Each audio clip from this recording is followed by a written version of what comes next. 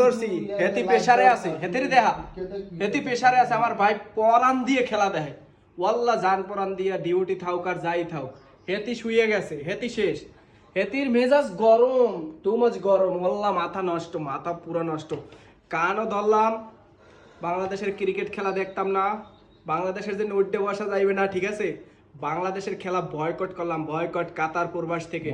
কাতার প্রবাসী বাংলাদেশের সব बॉलर का नाम लो ना সাক্কার কুল্লু वो जो तुम्हारा बॉलर था क्या नाम है उसका তাসকিন আহমেদ तस्कीन नहीं ও अच्छा खेला जो तुम्हारा बॉलर था ও লাস্টে বাউন্ডারি মারা তাসকিন আহমেদ ও তেরিয়া প্রায় ম্যাচটা নিয়ে গেছিলে তাসকিনের আগে নামাও না কাহালার পুতেরা তোরা খেলাই বোঝো না তোদেরকে কে যে এশিয়া কাপে চান্স দিয়েছে ভাই